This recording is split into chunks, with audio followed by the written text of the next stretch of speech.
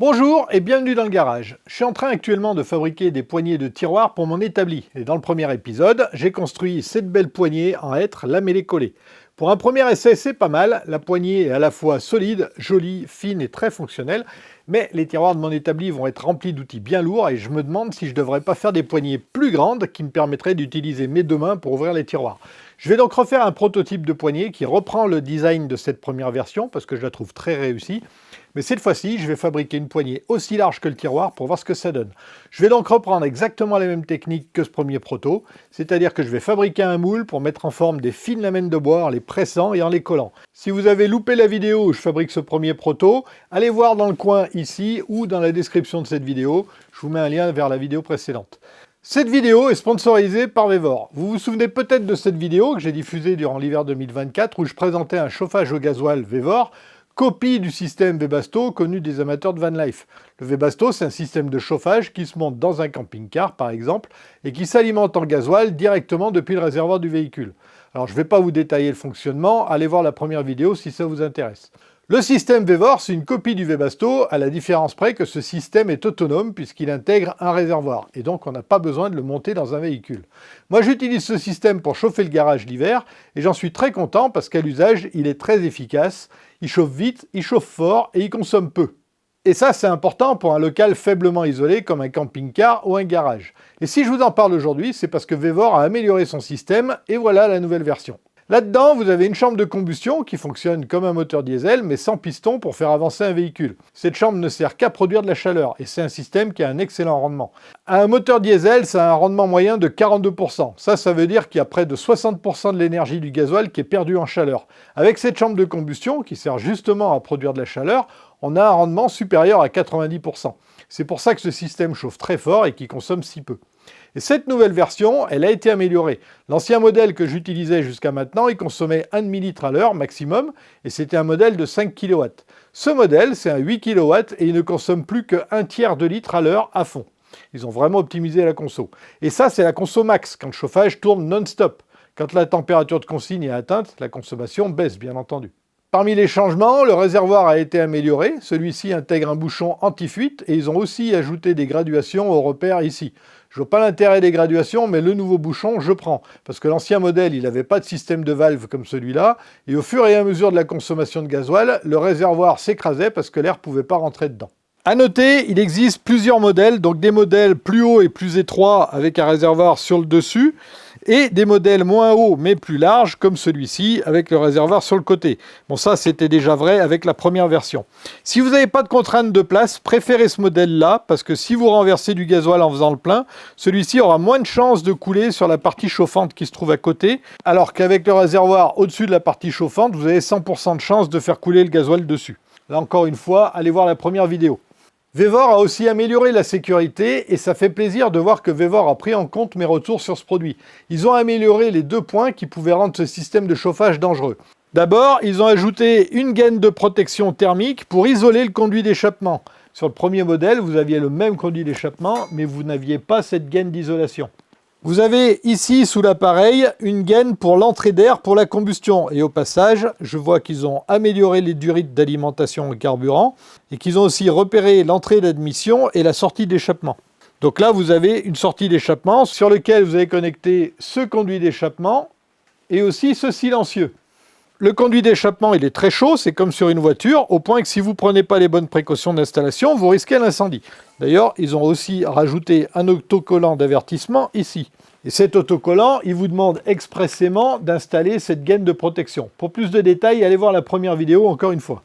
Ensuite, ils ont inclus ici une sonde de monoxyde de carbone qui va déclencher une alarme à partir d'un certain seuil de monoxyde de carbone dans l'air et qui va arrêter le chauffage ensuite. Et ça, c'est une très très bonne chose parce que comme vous le savez, le monoxyde de carbone, c'est un gaz inodore et mortel. C'est vicieux, c'est sournois. La sonde, par défaut, vous pouvez la laisser là, mais vous pouvez aussi la mettre ailleurs dans votre van, votre camping-car ou votre garage parce qu'en fait, elle se branche avec une prise jack ici. Elle est détachable, il y a une vis là, et vous avez une rallonge, un câble jack qui est fourni ici. Alors pas de panique, hein, en usage normal, vous risquez rien. Le monoxyde de carbone, il est dans les gaz d'échappement. Donc il va sortir de là. Et le circuit ici, il est complètement isolé du circuit d'air qui est réchauffé. L'air ambiant entre par là, et l'air réchauffé sort par là.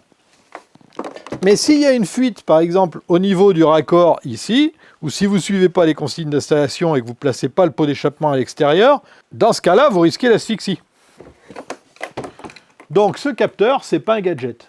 Côté pratique, vous pouvez commander le chauffage soit par le boîtier de commande qui se trouve ici, soit par la télécommande qui se trouve là. Et d'ailleurs, au passage, celle-ci est beaucoup moins cheap que la version d'avant. Et ça, c'est comme avant. La nouveauté, c'est que vous avez aussi une connexion Bluetooth pour commander le système depuis votre tablette ou votre téléphone. Alors en général, je ne vois pas d'intérêt à ce genre de connexion, mais là, il y a un vrai plus. Avec l'application, il est possible de programmer la marche et l'arrêt du chauffage, soit en mode timer, par exemple, je vais arrêter le chauffage dans 1 heure, soit en mode programmé, par exemple, le vendredi de midi à 13 h. Et c'est beaucoup plus pratique et facile à faire avec l'application plutôt qu'avec le panneau de commande. Pour finir, il existe aussi un nouveau modèle avec 4 sorties au lieu d'une ici. Et ça peut être pratique dans le cas par exemple d'un camping-car ou d'un van aménagé, si vous voulez chauffer la pièce principale et aussi les toilettes par exemple. Allez, je referme cette parenthèse et on reprend la fabrication des poignées de tiroir. Donc, je reprends la fabrication à la première étape, la fabrication d'un gabarit qui va me permettre ensuite de fabriquer un moule. Ce gabarit, je vais le découper dans un matériau plus épais que la première fois, ça sera plus pratique. Et cette fois encore, je vais le découper au laser, donc on bascule sur l'ordinateur. Je ne vous montre pas la phase de CAO, c'est exactement la même que la dernière fois. On se rend donc directement sur le logiciel Lightburn pour la découpe du gabarit. Je vais donc fabriquer un nouveau moule et pour ça, j'ai besoin d'un laser plus grand, comme vous pouvez le voir, puisque dans ces cas-là, mes poignées vont faire quasiment 60 cm et avec un laser standard, ça passe pas. Alors j'aurais pu aussi découper les gabarits que je viens de fabriquer et les rallonger, mais j'ai pas envie de m'embêter avec ça, j'ai la chance d'avoir du matériel et je vais m'en servir. Donc, je vais changer de laser et je vais prendre le Mecpo. Voilà, et là, ça devrait rentrer. Toujours dans le cadre de faire mes gabarits avec de la récup, cette fois-ci, je vais utiliser ce morceau de lambris. Alors ce truc-là, il vient de la déchetterie. C'est pas rare que j'aille vider ma remorque à la déchetterie et que je revienne avec du bois que les gens balancent. Donc cette fois-ci, quand j'ai vidé ma remorque, il y a des gens qui avaient dû refaire une pièce et ils avaient toute une remorque de lambris comme ça qu'ils allaient jeter. Donc c'est tout bénef pour moi. Par contre, le lambris, c'est pas très large. Je vais essayer d'exploiter sa largeur au mieux pour mon gabarit. Donc j'ai 2-3 astuces que je vous montre sur le PC. La première chose, c'est au niveau des extrémités, ici, j'ai placé des petits repères. Ça, c'est pour me faciliter la vie, pour savoir où s'arrête mon gabarit. Ensuite, le trait, il va jusqu'à la limite maximale de la machine. Ça, c'est pour pouvoir exploiter au mieux le bois que je vais utiliser. Ça, c'est le trait qui servait à faire la symétrie, je l'élimine. Et donc, j'ai la même chose de l'autre côté. Je vais zoomer ici et je vais faire un trait tout simple, de là à là, horizontal. Je le sélectionne et je vais le positionner sur le trait ici. Donc le trait ici, c'est la position haute du gabarit. Et ce trait, je vais le descendre de 30 mm pour qu'il soit aligné avec celui-là et positionné à l'extrémité du gabarit. Donc je vais enlever 30 mm à cette cote-là, qui est la position en Y. Et donc maintenant, mon repère, il est parfaitement placé à 269,794 mm, exactement comme ce trait-là. Je vais faire la même chose de l'autre côté. Donc un trait horizontal. Je le place lui aussi sur le trait du haut et je le descends de 30 mm. Voilà, il est là. On ne le voit pas bien parce qu'il est bleu. C'est parce que je l'ai mis sur une autre couche. En fait, ça, c'est la couche du gabarit. Donc là, je vais découper. Je vais me déplacer lentement et à pleine puissance. Alors qu'ici, je vais juste graver. Je vais me déplacer vite et je n'ai pas besoin non plus d'aller à pleine puissance. 50%, ça suffira. On va ménager l'électronique. Si j'ai placé ces repères, c'est pour pouvoir placer précisément là où va passer le trait du laser. Si je regarde ce qui va se passer si je lance le programme, on va voir qu'on va découper d'abord les deux côtés du gabarit et ensuite on va graver mes repères. Donc évidemment, ce n'est pas ce que je veux. Ce que je vais faire, c'est que je vais désactiver d'abord la découpe du gabarit et je vais graver uniquement mes repères. Donc ça, c'est la première étape. Je vais faire 2 petits traits discrets sur le lambris pour pouvoir positionner précisément celui-ci. Si vous n'avez pas compris, c'est pas grave, je vais le faire tout de suite et vous allez comprendre immédiatement. Allez, je démarre la pétoire, je vais positionner mon laser pour pouvoir régler la focale.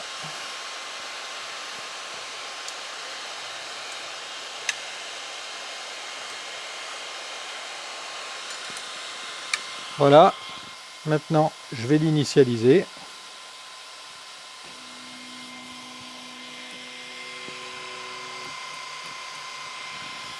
Et je vais demander à cadrer pour pouvoir prépositionner mon lambris.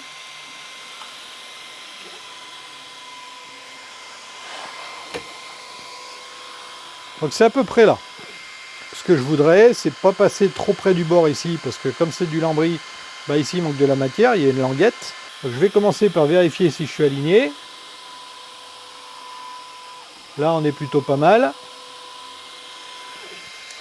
Et je vais demander à graver les deux petits repères.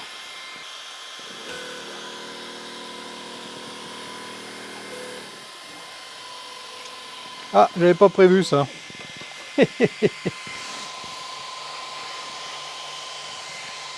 Bon, bah l'idée, c'était que je voyais où mon bois était positionné grâce au petit trait et je pouvais le déplacer ensuite.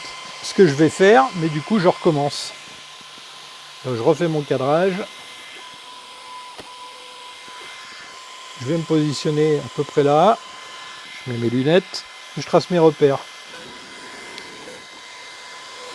Alors, je ne sais pas si c'est clair, mais le repère, il est ici. Ça me convient tout à fait. C'est ni trop bas, ni trop haut. Je vais pouvoir exploiter un maximum du matériau ici, sans être dans la languette ici. Donc ça me convient. Donc, je vais pouvoir lancer la gravure. Donc pour découper mon gabarit, maintenant, je vais activer la couche du gabarit et désactiver celle des repères.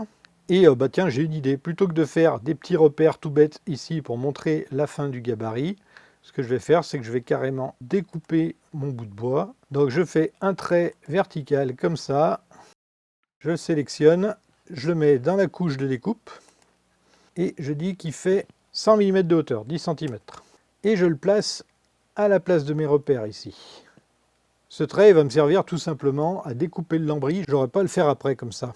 Alors ensuite, je le copie, je le colle. Et je fais la même chose de l'autre côté. Voilà. Et puis, comme j'ai dit que je voulais que le haut du gabarit pour l'instant, je vais supprimer le bas. Voilà. Donc ce que je vais découper, c'est ça. Je vais le faire tout de suite.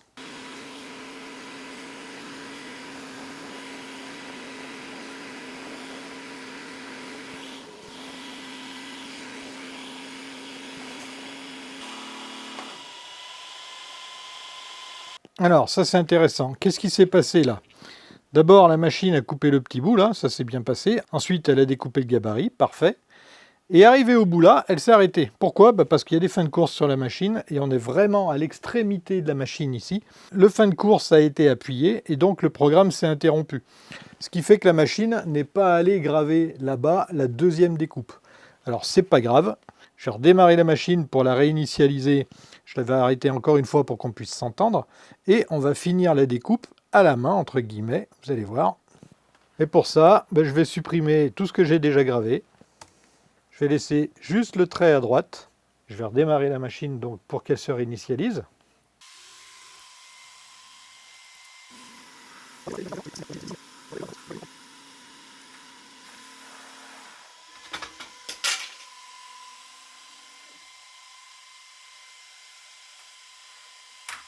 Bon, maintenant je vais m'occuper de découper le dessous du gabarit. Donc là, comme j'ai tout supprimé, c'est pas grave. Je vais annuler. Donc, CTRL Z, paf, je retrouve mon gabarit du haut. CTRL Z, je retrouve mon gabarit du bas. Parfait.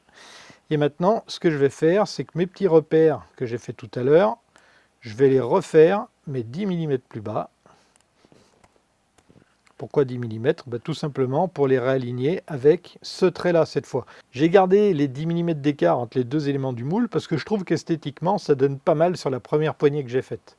Donc, je vais faire la même chose de l'autre côté. Donc, deuxième repère. Voilà. Et maintenant, je vais placer un autre morceau de lambris et le positionner comme il faut. Donc pour ça, je vais désactiver les découpes et je vais activer le gravage.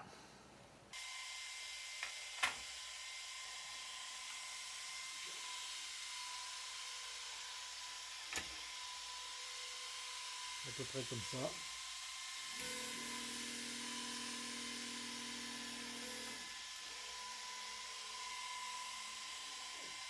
Maintenant, je vais désactiver les repères et je vais activer la découpe.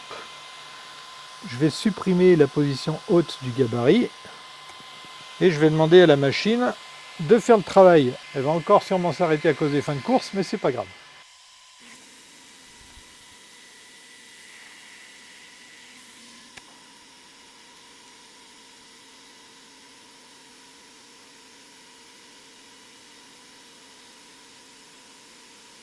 Voilà, donc comme prévu, la machine s'est plantée, c'est pas un problème.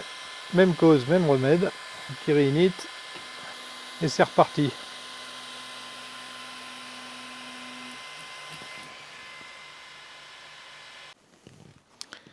Et voilà l'autre moitié du gabarit. Donc ça, c'est poubelle. Je garde ça. Étant donné que j'ai positionné mes traits verticaux pour la découpe un peu n'importe comment, bah celui-là est un peu trop haut, c'est pas grave. Ça s'enlève tout seul. Bon, par contre, pour faire des poignées aussi grandes, du grand bois, j'en ai pas beaucoup en chute, comme ça. Vous voyez, j'ai par contre des morceaux qui sont très très longs, qui font à peu près 2 mètres. Le problème, c'est que j'ai surtout, moi, des morceaux comme ça. Donc, ce que je vais faire, c'est tout simplement un prototype. Je vais couper du bois suffisamment pour faire une poignée, pour m'assurer qu'elle est suffisamment solide. Et si le proto est validé, bah, je lancerai la série. Bon, j'ai avancé hors caméra. Pourquoi hors caméra? Parce que tout ce que j'ai fait là, je l'avais déjà fait et je vois pas l'intérêt de vous le remontrer. Donc j'ai fait un gabarit pour une poignée de 592 mm. C'est la taille la plus grande de tous mes tiroirs. Voilà, donc je suis parti dans les extrêmes inverses. Tout à l'heure 250 mm et maintenant quasiment 600. Et j'ai coupé toutes mes chutes de bois les plus longues pour en faire ces lamelles. Enfin, quand je dis que j'ai coupé tout mon bois, non, il me reste cette partie-là et j'ai arrêté parce qu'en fait, je ne sais pas si vous voyez, j'ai commencé à découper et la lame est partie en travers et ça, en général, c'est le signe d'un désaffûtage, donc je n'ai pas insisté. Donc, toutes mes pièces de bois longues sont ici. À vue d'œil, j'en aurai pas assez pour faire 22 poignées si elles font à peu près cette taille-là. Donc, le cas échéant, je vais tricher un petit peu. Ici, on a dû être, j'ai dit que j'allais mettre un petit peu de noyer, donc ça va rajouter un petit peu de bois, mais encore une fois, j'en aurai pas assez. Donc, ce que je vais sûrement faire, c'est doubler avec du bois de palette à l'intérieur de la poignée. C'est-à-dire que je vais utiliser le hêtre comme plaquage, en gros, quoi. Et ça m'a donné une idée pour le prototype, je vais le faire avec du bois de palette. Ça, c'est du bois de palette que j'ai déligné. Alors pourquoi je vais utiliser du bois de palette pour ce prototype? En fait, ce prototype, il a deux fonctions. La première, c'est de valider l'esthétique. Et avec du bois de palette, ça ira tout aussi bien, parce que là, je veux juste avoir une idée des volumes de la poignée par rapport au tiroir. Et la deuxième, c'est la robustesse des poignées. Et je sais pertinemment que ce bois-là, il est moins dense que celui-ci. Et donc, si une poignée faite avec ce bois est suffisamment robuste, une poignée faite en hêtre le sera forcément aussi. Donc c'est parti, je vais faire ma première poignée en bois de palette. Allez, go! Pour faire cette poignée donc de presque 60 cm de longueur en bois de palette, je vais reprendre pour commencer les mêmes paramètres que pour la première poignée.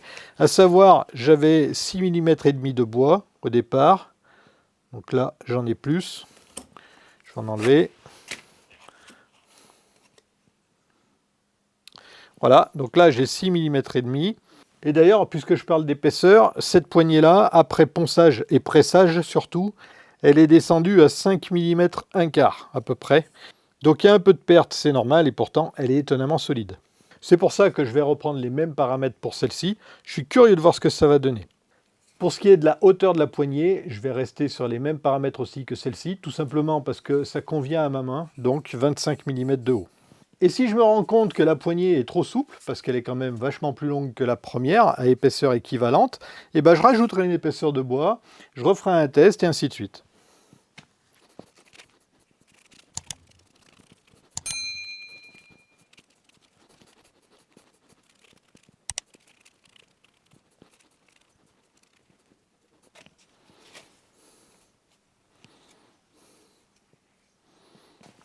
Allez, je vais commencer de presser ici par exemple.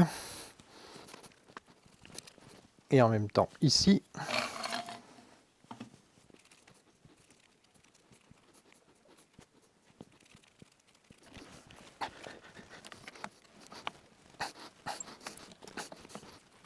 Je suis curieux de voir ce que ça va donner.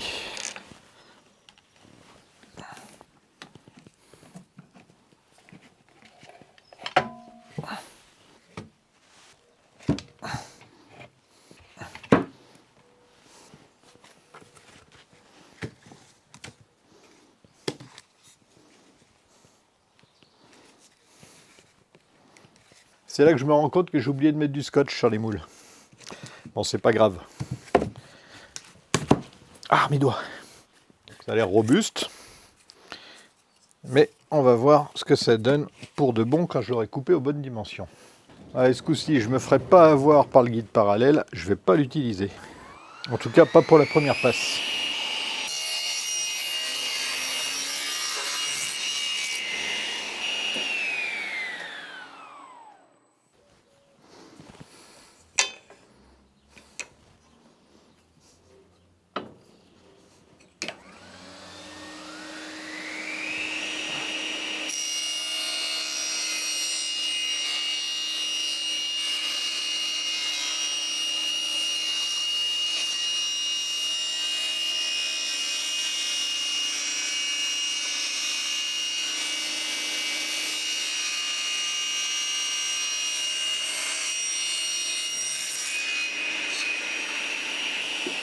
Bon, évidemment, c'est plus souple.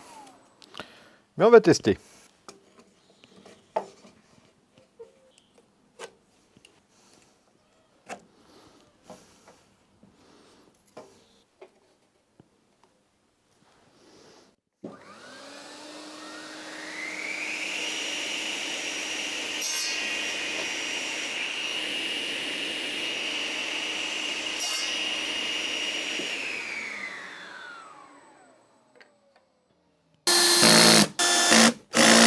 Et voilà. Ah, c'est quand même pas mal. On peut voir qu'en traction, c'est déjà souple, mais alors en compression, c'est très très souple. Et le souci, c'est qu'ici, ça a cassé. Alors, c'est pas le même bois que le hêtre de la première poignée, hein. Ici, il y a une cassure aussi. Donc, à chaque angle. Et pourtant, on a la même épaisseur de bois. Comme quoi, c'est important de faire des tests. Je me rends compte de ce côté-là, c'est pareil.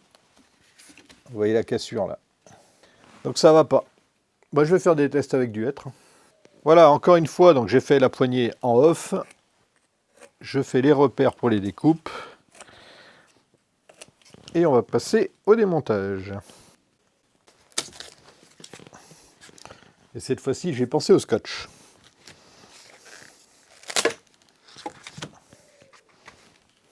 Par rapport à la poignée précédente où le bois était relativement regroupé parce qu'il était court, vous voyez, ici et là, cette fois-ci, on a le bois qui fait un petit peu le chou-fleur ici. Donc je vais commencer par le tronçonner et ensuite je vais le déligner. Je pense que ce sera plus simple et plus sûr.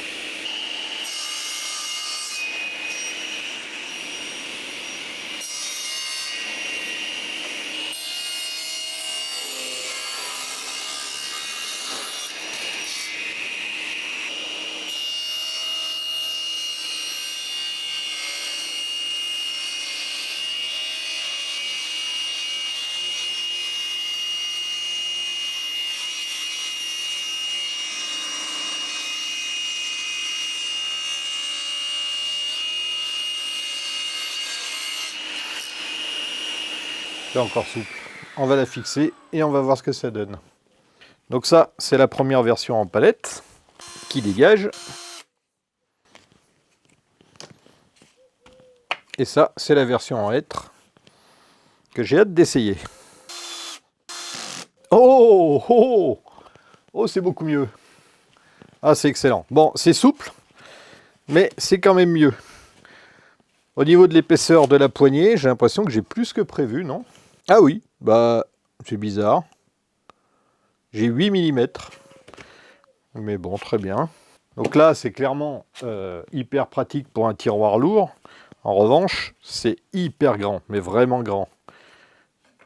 Est-ce que ça serait pas intelligent de mettre 2 petites poignées? Est-ce que ça serait joli? J'en sais rien.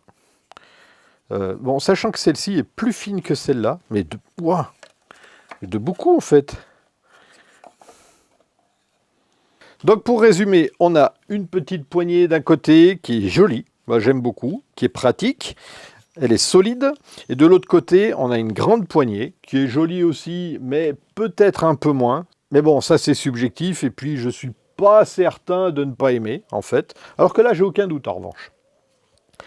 Donc celle-ci est plus grande, on peut la prendre à 2 mains, voire même à 3 ou 4 mains si on a un tiroir bien bloqué, mais bon, je ne le souhaite pas. Elle est plus souple parce qu'elle est plus longue. Celle-ci est très rigide. Alors là, on voit que ça bouge beaucoup alors que la poignée est fixée. Ici, ça bouge beaucoup moins, mais la poignée n'est pas fixée. Quand elle est fixée, elle bouge pas du tout, quasiment pas en tout cas. Et celle-ci, elle est plus souple malgré qu'elle soit plus épaisse aussi. Au niveau de la largeur, ou plutôt de la hauteur des poignets, on est sur la même chose. Ici, je sais que j'aime bien la prise en main. Celle-là qui est plus épaisse, j'aime un peu moins, même si c'est pas possible de comparer complètement avec celle-ci parce que j'ai pas arrondi les angles, mais je sens bien que l'épaisseur me dérange, et surtout ce qui me dérange, c'est cette flexibilité. Vous voyez, quand j'appuie dessus, je touche ce qui sera la face avant du tiroir, et ça me plaît moyennement. Donc je pense que je vais abandonner l'idée des grandes poignées, je vais rester sur mon petit modèle finalement, et quant à tirer le tiroir à deux mains s'il est coincé, on peut toujours en fait, c'est moins pratique. Et j'espère de toute façon que ça arrivera rarement. Voilà, donc on va oublier les grands moules, c'est pas grave, ils vont partir à la benne. Et je vais partir sur mes petites poignées. Il me reste aussi à définir l'esthétique. Je pensais au début mettre du bois de palette dedans pour faire la petite touche avec les tiroirs, mais finalement je ne vais pas le faire parce que je me suis rendu compte que ce bois-là, il est cassant et que du coup, ça ne va pas aller. Je n'ai pas envie de fragiliser mes poignets. Donc je vais laisser tomber l'idée. Par contre, je vais essayer de faire des poignées en hêtre et en noyer, mais je ne sais pas encore dans quelle proportion. Il faut que j'y réfléchisse, parce que j'ai pas envie que l'esthétique de l'établi soit trop lourde non plus. J'ai donc repris mon moule d'origine et j'ai refait une poignée, et ça ne s'est pas passé comme pour celle-ci. Celle-ci, elle était nickel, il n'y avait aucun souci. Par contre, sur celle-là, je vais zoomer ici. Regardez, vous voyez les lamelles, elles ne sont pas plaquées les unes sur les autres. Et ça vient probablement du fait que j'ai conçu ce moule de manière à ce que l'espace entre les deux parties du moule soit de 10 mm. Or là, on est à 6, ce qui fait que quand on plaque comme ça, a priori ça marche visuellement. Oui, sauf qu'ici, on a un écart trop grand parce qu'on a une épaisseur de poignée ici qui ne correspond pas à l'écart entre les deux demi-moules. Donc je ne sais pas pourquoi sur cette poignée ça s'est bien passé, mais sur celle-ci, ça ne s'est pas bien passé. Alors, c'est pas grave, hein. De toute façon, ce moule, il va dégager, enfin pas tout, juste cette partie-là, parce que cette partie-ci, elle est bonne, les dimensions sont bonnes, c'est juste les dimensions de cette pièce-ci qui ne sont pas correctes. Je vais donc juste refaire cette pièce-là. Donc j'ai modifié les plans de mon moule, et plutôt que de jeter la pièce, ce que je vais faire, c'est que je vais reprendre le gabarit rectifié, la version 2, je vais le poser dessus, et je vais refaire le profil du gabarit, mais je vais aussi monter le gabarit sur cette partie du moule, même si le profil est parfaitement bon. Ça va me servir à usiner les deux côtés pour pouvoir déterminer à quel endroit de la poignée je dois la découper. Je vais aussi usiner les côtés ici pour pouvoir marquer les 250 mm de mes poignets, comme je l'ai fait là. Allez, je vous donne encore une astuce pour faciliter l'usinage à la défonceuse. Vous voyez ici, j'utilise du lambris. On a très peu d'espace ici et donc forcément, c'est pas stable. Et étant donné que c'est du lambris, c'est pas compliqué. Vous prenez un autre morceau de lambris, vous l'enfilez dedans et vous avez maintenant une surface particulièrement stable. Et du coup, j'ai refait des moules, sauf que ceux-ci, ils sont conçus pour avoir un écart de 6 mm entre les deux demi-moules.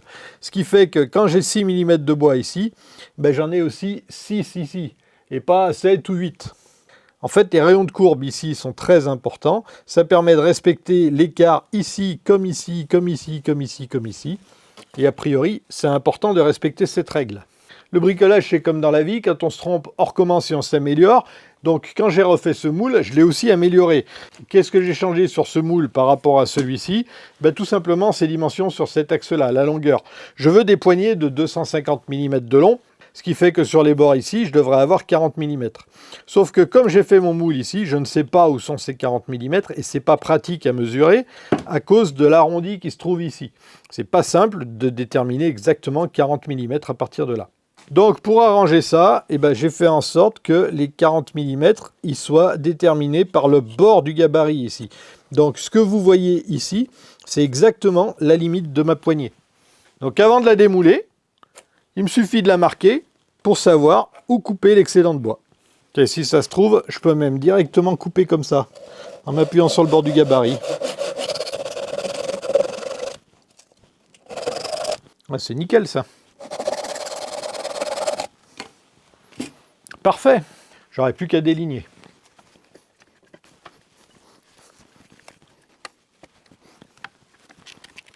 J'ai dit tout à l'heure que j'avais refait le moule, j'en ai pas fait qu'un, j'en ai fait deux. Alors pourquoi j'en ai fait deux? Parce que j'ai pas eu le temps d'en faire plus. En fait, je bricole le soir après le boulot et j'ai pas tellement de temps tous les jours. D'ailleurs, je bricole pas tous les jours, malheureusement, j'aimerais bien. Et je bricole pas toute la journée, donc j'ai fait des petites sessions. Donc sur la dernière session hier, j'ai eu le temps de faire deux moules. Grâce à ces gabarits, ça va quand même relativement vite. Et du coup, j'ai eu le temps aussi de faire un collage. Donc là, je vais démouler mes deux poignées, je vais faire encore d'autres moules et je vais refaire d'autres moulages pour pouvoir faire d'autres poignées, ça ira beaucoup plus vite. Ah, par contre, j'ai oublié de mettre le scotch encore. Ça risque d'être compliqué. Ouais, c'est important de le mettre, le scotch, hein.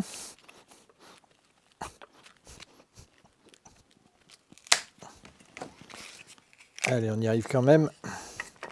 Donc là, la colle a coulé, donc il va falloir l'enlever. Pour l'enlever sans m'embêter, je vais tout simplement utiliser la défonceuse avec la bague à copier sur roulement. Ça va me permettre de dégager la colle sans abîmer le moule. Et ensuite, je remettrai du scotch, parce que vous avez vu la différence entre avec et sans scotch, hein. Ça n'a rien à voir.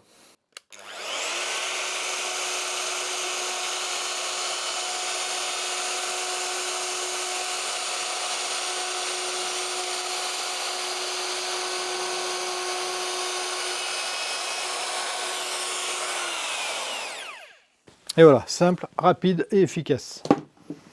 En attendant, j'ai deux poignées brutes de plus. Pas trois parce que celle-ci compte pas, étant donné que j'avais fait des tests dessus. Quant à celle-ci, elle compte pas non plus, elle a un défaut, donc je vais la refaire.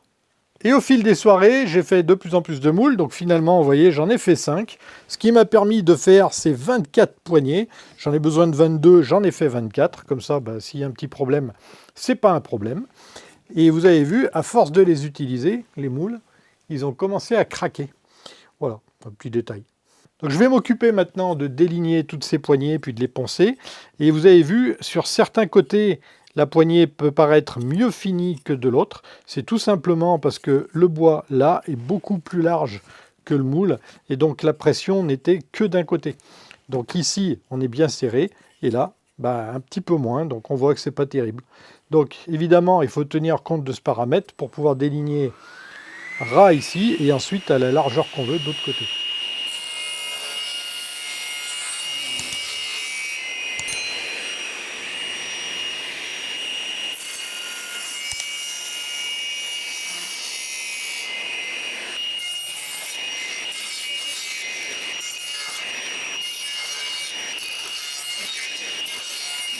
Bon, je fais une pause pour vous donner 2-3 détails. De temps en temps, vous avez vu, je place la pièce comme ça pour la couper.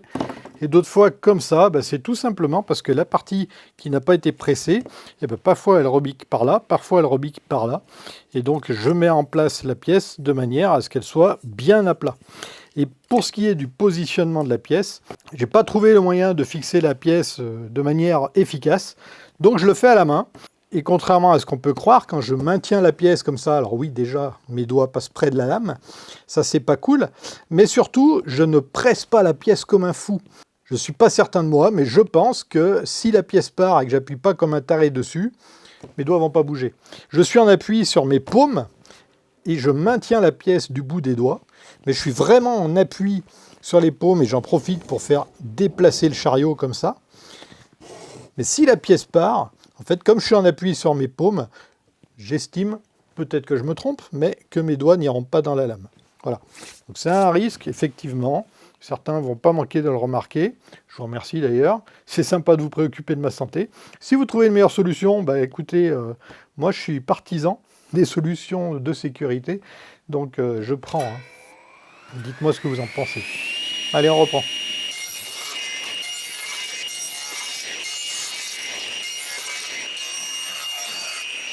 Pourquoi j'ai coupé ce bout de bois? Pour pouvoir le mettre ici et pouvoir positionner ma poignée dessus.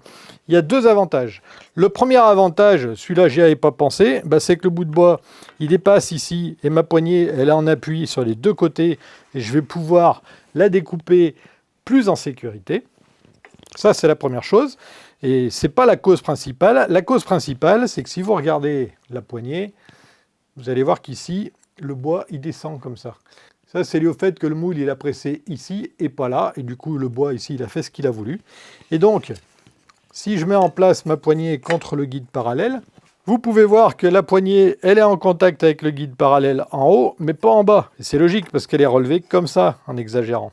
Alors que si je place mon bout de bois, je peux placer la poignée dessus. Le bois, il fait ce qu'il veut là-bas, il a la place. Et ma poignée, elle est bien en contact partout. Donc je vais avoir une coupe parallèle ici.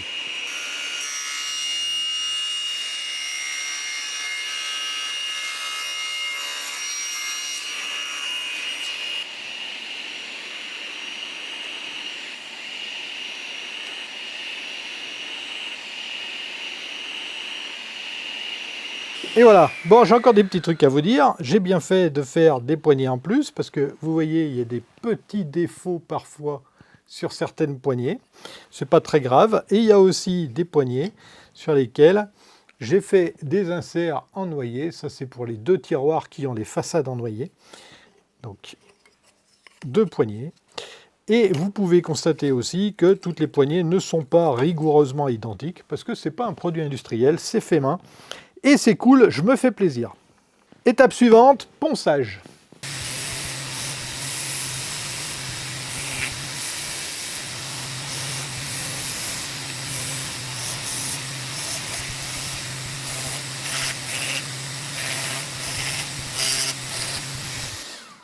Pour pouvoir installer ces poignées sur mes tiroirs de façon harmonieuse, j'ai pris mon tiroir qui est à la hauteur la plus basse et je vais essayer de le placer au milieu.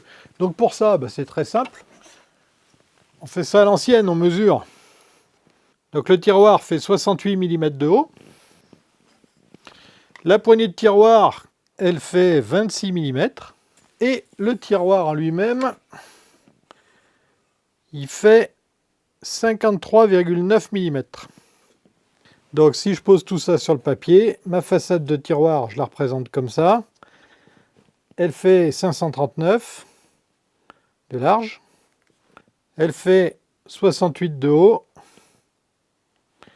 Donc 68, pour trouver le milieu, je divise par 2. Ça fait 34. Et ma poignée qui se trouve ici, elle fait, elle, 26 ici. Donc 26 divisé par 2, ça nous fait 13. 34 moins 13, ça fait 21. Donc la cote ici doit être de 21 mm. Donc la poignée, elle va arriver au centre de mon tiroir comme ça. J'aurai 21 mm ici et 21 mm ici. Pour les tiroirs qui sont plus grands, je vais uniquement garder cette cote de 21 mm en haut.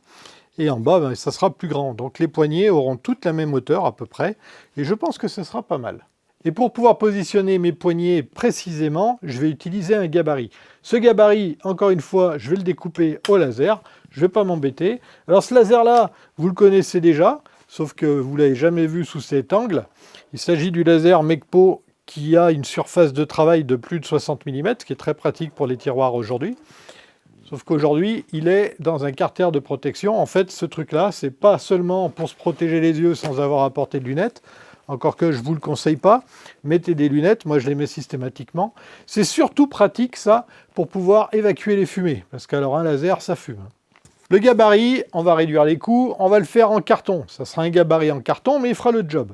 En fait, je ne vais pas en faire un, je vais en faire 2. Je vais vous expliquer rapidement comment on va faire ça. Je place le carton dans la machine et je vous montre sur l'ordinateur. Alors, je vais commencer par faire un rectangle. Ce rectangle, je vais lui donner en largeur la dimension du tiroir, donc 539 mm. Et en hauteur, je vais lui mettre les 21 mm qu'il y a au-dessus de la poignée, plus les 26 mm de la poignée. Donc ça nous donne 47. Donc là, vous voyez que la pièce est beaucoup trop grande, parce que par défaut, j'ai une Creality Falcon 2 qui est trop petite. Je vais prendre la Mekpo, voilà. Et là, on a une pièce qui rentre dans la surface de travail de la machine. Ce rectangle, je le copie et je le colle. On va voir tout à l'heure pourquoi. Je refais un autre rectangle qui va correspondre à ma poignée. Donc ce rectangle-là, il va faire 250 mm de large par 26 mm. Je prends l'outil de sélection et je sélectionne un des grands rectangles et le petit. Maintenant, je vais les aligner verticalement au centre.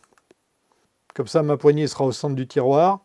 Et je vais les aligner verticalement en bas, comme ça. Comme ça, j'ai mes 21 mm ici et les 26 mm de ma poignée ici. Je vais resélectionner les deux rectangles et je vais utiliser l'outil qui est là, qui va éliminer les intersections. Et j'obtiens mon gabarit. Donc cette pièce-là, je vais la placer sur le haut du tiroir. Et une fois que je l'aurai placée, j'aurai un creux dans lequel je mettrai la poignée du tiroir. Elle sera toujours positionnée et au centre et à la bonne hauteur. Donc mon premier gabarit me sert à positionner la poignée. Le deuxième gabarit, lui, il va me servir à positionner les trous de fixation des poignées. Donc pour ça, je vais tricher un peu.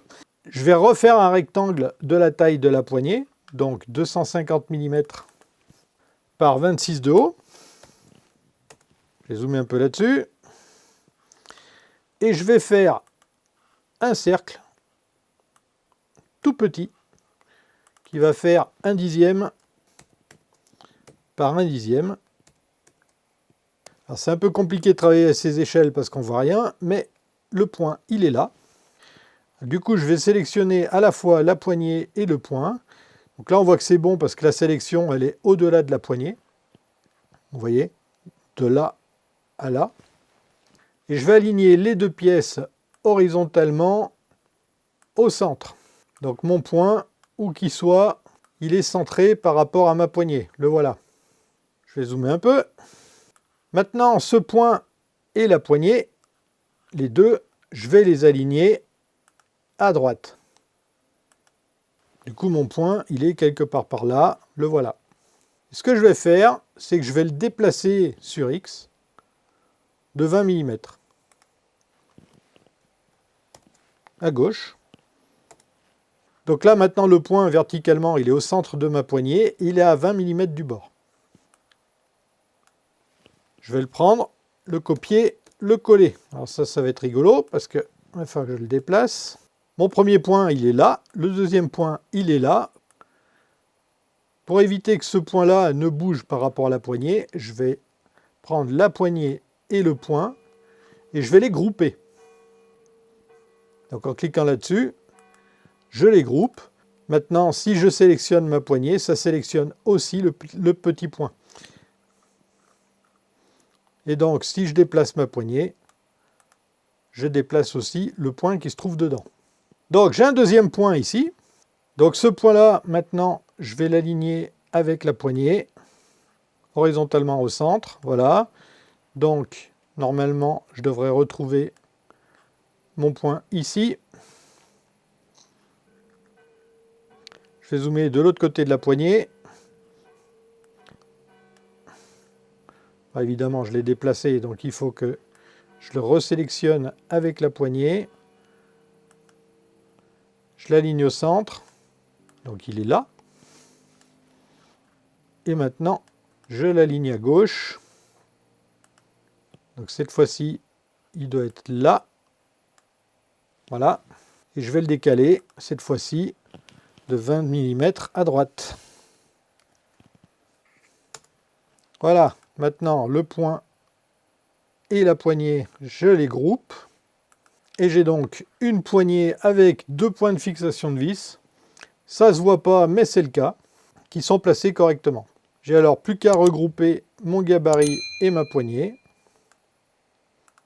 Je les aligne au centre et en bas.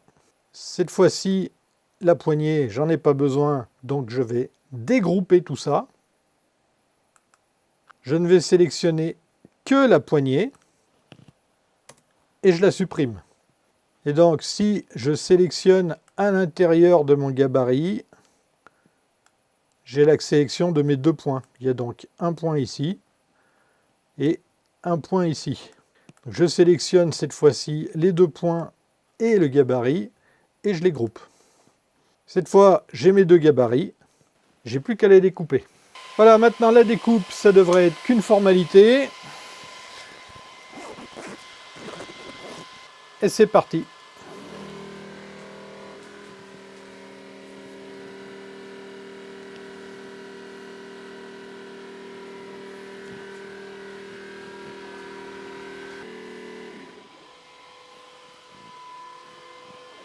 Et voilà.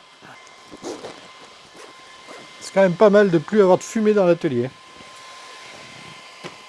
Voilà, j'ai mes deux gabarits pour placer mes poignées de tiroir. Le premier pour pouvoir placer la poignée bien au centre et à la bonne hauteur par rapport au haut de la façade du tiroir. Et le deuxième, où on trouve les deux points, pas forcément visibles pour vous, pour placer les fixations des poignées. Alors là, j'ai marqué haut et bas, c'est pas forcément nécessaire parce que les trous de fixation des poignées, ils sont en bas du gabarit. Mais comme ils sont pas faciles à trouver, ces petits repères, tant que j'ai pas percé encore, et ben ça me facilite la tâche. À partir de là, c'est très simple. Sur tous mes tiroirs, je vais positionner le premier gabarit en haut, comme ça. Et je saurai où percer pour fixer mes poignées. Et ensuite, je placerai l'autre gabarit pour pouvoir positionner tout simplement les poignées. Étant donné que j'ai trois largeurs de tiroirs différentes, j'ai fait trois gabarits basés sur le même principe, bien évidemment. Je ne vous l'ai pas filmé parce que vous avez compris comment ça se passe. Et maintenant, il est temps de monter les poignées.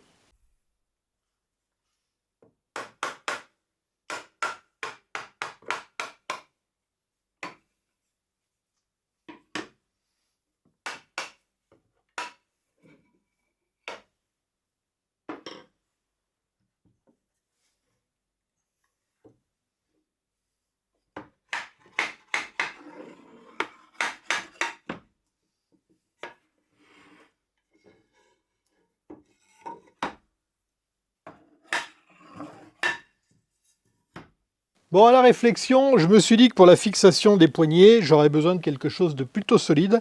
Et donc, je vais jouer la sécurité. Ma poignée, je vais la fixer avec ceci. Ces éléments, ils servent en général à fixer deux caissons entre eux. Vous avez les deux éléments de votre caisson, vous les percez dans ce sens-là. Et de chaque côté du caisson, vous mettez cette pièce, puis celle-là. L'une se visse dans l'autre. Donc, ça nous donne quelque chose comme ça. Et c'est ce système que je vais utiliser pour fixer mes poignées. Ça va être parfait pour les tractions que les poignées vont subir parce que les tiroirs vont sûrement être lourds.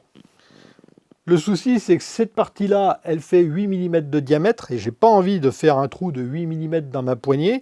Je vais garder un maximum de matière, donc c'est la vis que je vais enfiler ici.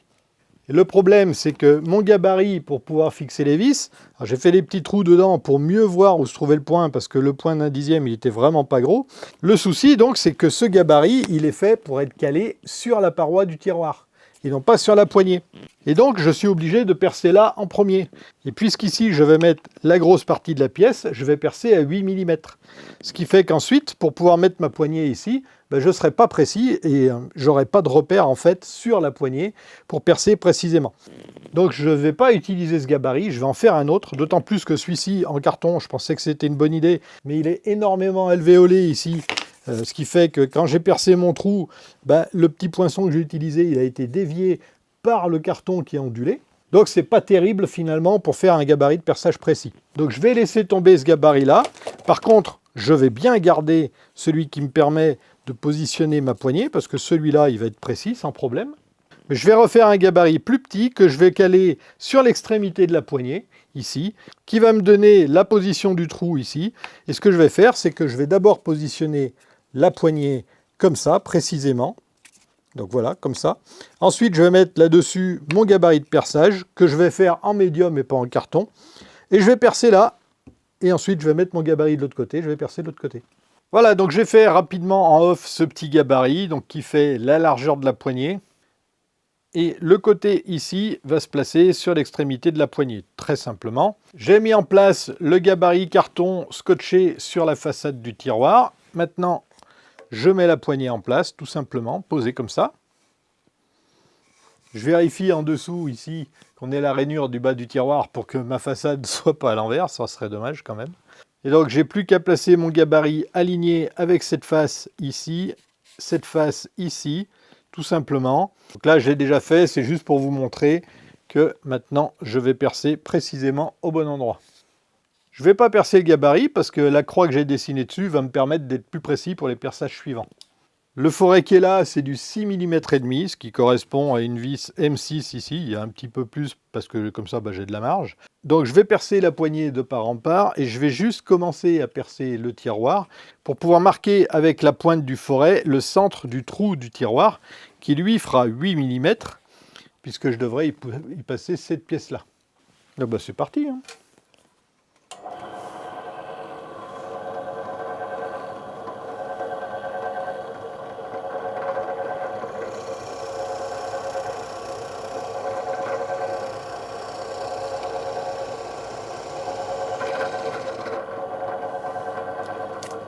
Voilà. Voilà, donc j'ai fait la même chose de l'autre côté, et maintenant je vais pouvoir percer à 8. Mais c'est pas évident de viser avec ce forêt ici. C'est pour ça que j'ai monté un forêt long et fin. J'ai la chance d'en avoir.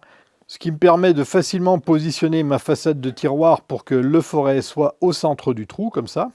Et maintenant, j'ai plus qu'à changer de forêt et à percer à 8 mm.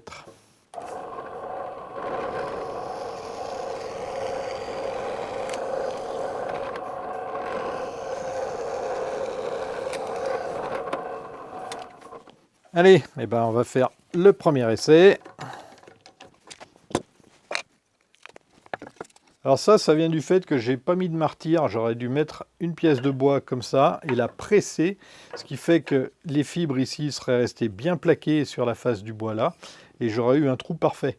Bon bah c'est pas grave, ce que je vais faire c'est que je vais mettre le martyr maintenant pour pouvoir ébavurer le trou entre guillemets, et puis je mettrai le martyr pour les prochaines façades. Donc l'idée c'est de mettre une planche dessous. Je replaque le bois en place ici, je me place comme ça, je plaque. Là je vais le faire à la main vite fait.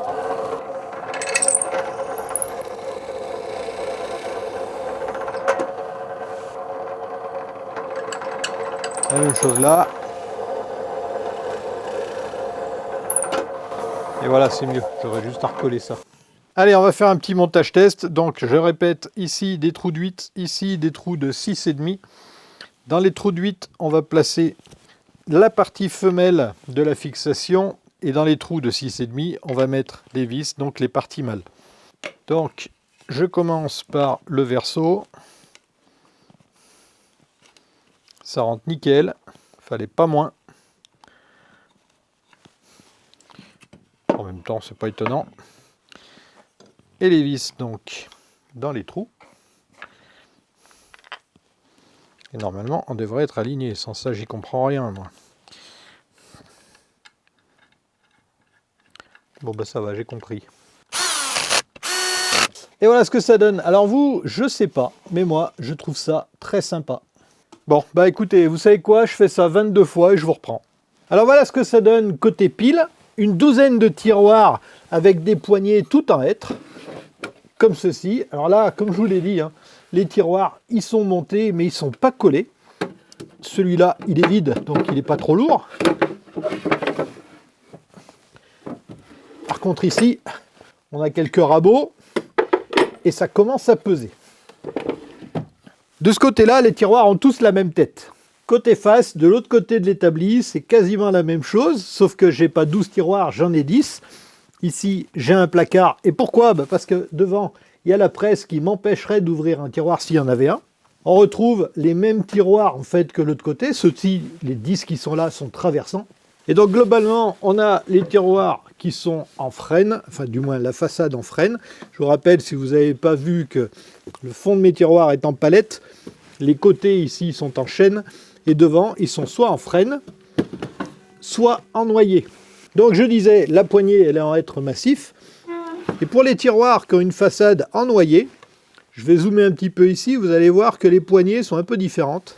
Voilà, vu de dessus, on voit mieux. Les poignées, en fait, on a un insert en noyer à l'intérieur. Donc c'est exactement le même principe de fabrication. On change juste le matériau. Donc c'est un sandwich, en fait, hêtre, noyer, hêtre.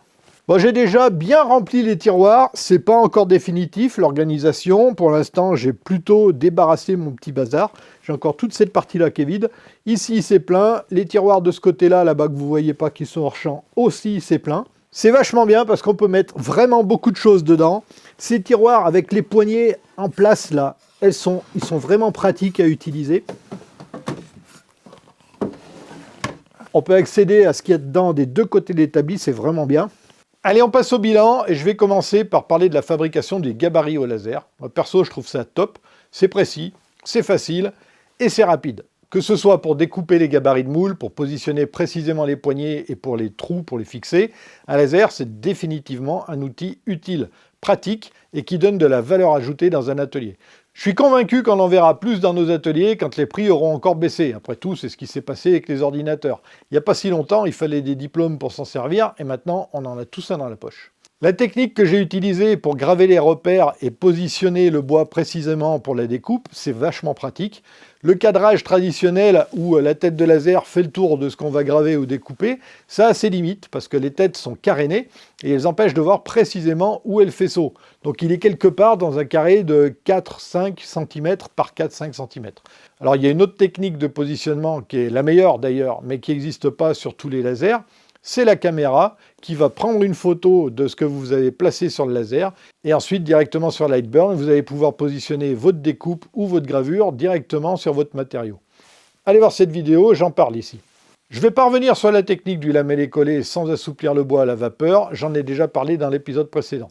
Donc par contre, il faut bien choisir son bois. Vous avez constaté comme moi que le bois de palette, il était trop cassant. Et le hêtre, il est souple et finalement, il va très bien. Donc il faut faire des essais. Et donc, pour revenir au choix de la poignée de tiroir, finalement, la première idée, c'était la bonne. À l'usage, c'est pas compliqué de tirer un tiroir à deux mains, même avec la petite poignée. Et même, de toute façon, c'est pas nécessaire. J'ai fait des essais, j'ai chargé des tiroirs, et là, ça se passe très bien. Alors, pour être honnête, je me doutais bien que les poignées allaient être trop souples, mais je voulais tester et vérifier ce que ça donne sur le plan esthétique, parce que sur ce point-là, j'étais pas sûr de moi. Le lamellé-collé, c'est une technique qui est finalement facile et qui a plein d'avantages. On peut faire des inserts, donc là vous avez vu j'ai fait des inserts en noyer. J'aurais pu aussi par exemple insérer un renfort métallique dans la poignée pour la rigidifier par exemple. L'avantage d'avoir fait plusieurs tests basés sur la même technique, ça m'a permis de la perfectionner. J'ai fait des moules d'abord basiques, ensuite j'ai intégré des repères pour pouvoir faire des découpes des poignées à la bonne longueur, ça m'a bien rendu service. Le ponçage à l'excentrique et pas à la scie à bande, ça aussi c'est venu avec l'expérience. J'ai pas utilisé la première version du gabarit pour percer des trous, la V2 est bien meilleure parce qu'elle permet de percer les poignées précisément et de percer aussi les façades précisément. Avec la première version, il fallait percer la façade d'abord, puis placer la poignée, s'arranger pour la maintenir tout en la perçant, en se basant sur le trou de façade qui était percé juste avant, bref, c'était pas pratique du tout. Le fait de multiplier les moules, ça m'a permis de gagner beaucoup de temps, c'est l'intérêt aussi d'avoir fait un gabarit, ça m'a permis du coup de mutualiser les temps de séchage, et c'est ça qui est long en fait. Le système de fixation des poignées que j'ai utilisé, avec le système vissé, c'est le meilleur compromis mécanique et pratique que j'ai trouvé. Mécanique d'abord parce que l'effort il est porté par les têtes de vis et pas par le filetage d'une vis à bois, donc il n'y a pas d'arrachement à la longue. Et pratique parce que ça permet de les remplacer facilement, les poignées si besoin, elles ne sont pas collées. D'ailleurs, les tiroirs non plus, ils ne sont pas collés, ça je le ferai plus tard. L'avantage d'avoir des queues d'aronde, c'est que mécaniquement, elles participent à l'effort, et pour l'instant, mes tiroirs, ils ne sont pas collés, ça marche très bien. Le résultat final, il est canon. Les poignées sont jolies, elles sont fines, elles sont solides aussi. Elles ne dénotent pas avec les tiroirs. Les poignées en hêtre et en noyer sont sympas aussi. Ça me donne plein d'idées pour d'autres projets. On va vite se revoir. Voilà, c'est tout pour cette fois. Si vous avez raté le début de la fabrication des tiroirs, par exemple, ou de tout l'établi, allez voir la saga ici. J'ai fait une playlist pour vous. Je vous souhaite de bons bricolages et je vous dis à bientôt dans le garage. Bisous!